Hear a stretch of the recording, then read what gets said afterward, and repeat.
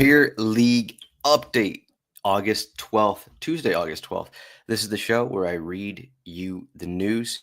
If you had a busy summer where you're only paying attention to rumors, you're not paying attention to injuries or suspensions or, any of that stuff, that's what I'll be going over on the show. 5-10 minutes, definitely less than 10 minutes. But this one is just going to be Premier League. So link is in the show notes. Go to the show notes, click that link, and you can get this every day, every hour of the week. We update this quite frequently by the hour, but rotowire.com/soccer and then /news.php is where I'm at. So I'm doing only Premier League. So I can click the league, and then I can click Premier League, and then bam, we are in. So let's read the news for August 12th. Here's what we're getting ahead of the season. I'm going to do another one of these on Friday after we get the majority of the press conferences in. So there's going to be a lot coming in Friday later in the week. But for now, earlier in the week, let's see what we have from the summer. Masuaku and Mark Gee, both not 100% fit, both new signings, however many signings Sunderland have made. Two of their guys are not going to be fit. That's Masuaku.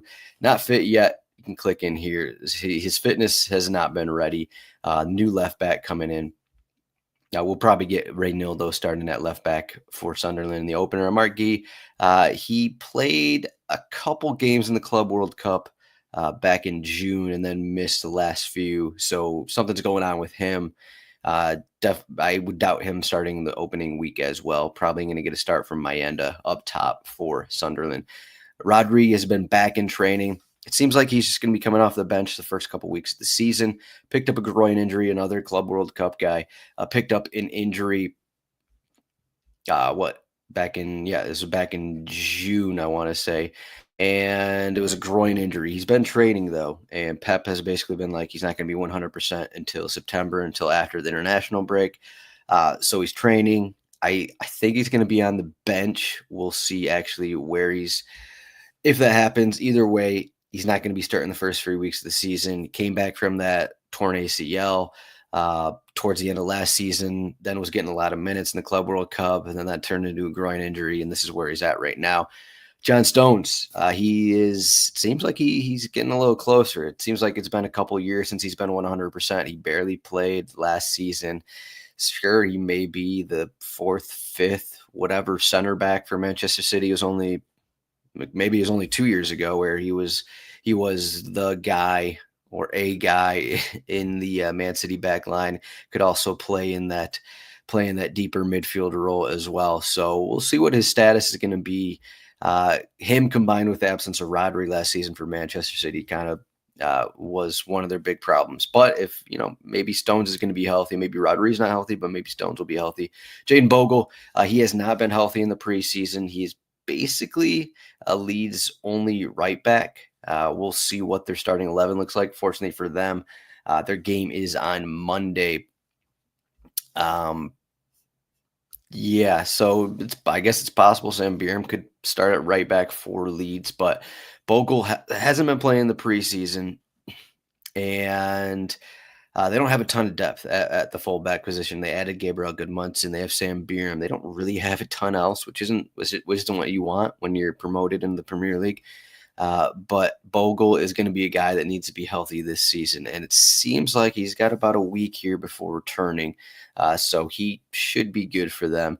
Trossard, whatever his status is with Arsenal, not sure what his minutes are going to look like this season. If he stays with Arsenal, we'll see if he actually moves somewhere else, but he hasn't been healthy either. Dubravka, he went over to Burnley. Doesn't look like he's going to be starting the opener, probably going to be Max Weiss for them. So Dubravka coming over from Newcastle. He had a shoulder injury. He didn't travel with Newcastle in their preseason trip. So he is probably going to be out the opener. Again, we'll have a better update on Friday. Ola Aina and Isidore, a couple guys have been returning in friendlies recently. Ola Aina missed a couple friendlies, I want to say. Looks like he went 61 minutes in their most recent one, so he should be good for the opener. Everyone's favorite goalkeeper, Andre Onana, is back in training. And we'll see what happens with the Manchester United goalkeeper situation this season. But it's Tuesday. The season is less than a week away. Uh, it's assumed that Onana is going to be healthy enough to start the opener. Bayern Deer may end up getting the start. Maybe they add someone in the next few days, and that guy is just ready to start right away. That there's a slight chance that happens, but I would say right now, probably we're going to look at Andre Onana starting. We got this update on Monday. Anthony Robinson, he's not ready. He had a surgery right at the end of, or I guess right after the end of last season, and he's still not ready. He missed the USA matches over the summer, and it's going to be a couple weeks for him at least. Sessegnon, we're still waiting on kind of a better update on Sessegnon. Whoever can start at left back. So if Robinson and Sessegnon are out at left back for Fulham, they could be looking at like a Jorge Cuenca starting at left back. They don't, most teams don't have three left backs who can start, and Fulham may be down both left backs to start the season, which is going to be kind of tough. So that'll be something to keep an eye on, what the status of Sessegnon is in their in Marco Silva's press conference. Brentford had a few guys miss their final friendly. Kelleher should be fine. Shad should be fine. Gustavo Nunez, one of their signings from last season, who was continually injured last year, hasn't really played. He's going to be out for a little bit. But I think the Shad one is maybe most interesting because he's kind of the guy who's going to be having to be forced into a bigger role here. Wissa doesn't seem like he's going to be around. No, that's not 100%. We know Mbumo's gone. So we'll see what happens with Shad. That lineup's going to look a little different. Thiago, Fabio Carvalho, those guys. Another center back injury for Chelsea. Chalobah left their last friendly. He has an ankle injury. So if Chalobah is out, and if whoever I'm thinking of, Levi Colwill, we already know he's going to be missing most of the season. Their back line, we'll see what their back line looks like in the opener. We're going to get Tosin.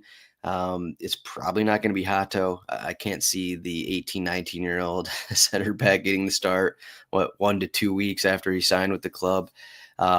Probably, I think Wesley Fofana is healthy, so it might be looking like a Fofana, Tosin, if Chalobah is actually injured. And then going back further, we had some new injuries in the FA Cup. Elson returned from his absence. Gravenberch missed out for the birth of his child, but he's suspended game week 1. Gahey left late in that match. Kamada left in the first half, and then a few more things that happened over the weekend. And that's kind of what we're looking at. So again, rotowire.com/soccer/news.php. I'm going to be doing these. We'll see how often I do these, but I want to get one in before the season. And then that Friday one will be after most of the press conferences. So again, thank you for watching this. This is under 10 minutes. You can always click on this site, find out more things. You can get all of our notes, just clicking all those things are going to pop up, and you get a little bit of everything. But if you want to decipher between leagues, or if you only want injuries, I'll be probably doing some injury videos as well. If you only want injuries and you play basically every fantasy league, just click on that. You're going to get injury notes for every league. It's a lot of stuff, but maybe it's useful to some people. But thank you for listening. Make sure you subscribe to this video. Give a like. Got a couple comments here I'll read before taking off. Here we go. Ryan Belangi is on. He is watching on Twitter. Shouts to Ryan. So, okay, I'll read some questions here. Everybody knows I'm a big toffee. Jackie Caps, quite the coup. Yeah, it looks like Jack Grealish is going to make the move to Everton. Kind of, Everton making some moves late in the window. They didn't really add anyone. They still need a right back, which is kind of weird, entering the season without a right back. But I guess Seamus Coleman is still around and still kicking. Not sure he's going to start, but they got Jake O'Brien to play at right back. I think the interesting thing about Grealish will be, I saw rumors about Ndiaye actually wanting to go somewhere else, which would be kind of weird to say, a week before the season. But with Dewsbury Hall in there, Grealish in there, seems like the time of Dwight McNeil is almost over here for Everton. Had his injury last season. I don't think he ever really got to 100%.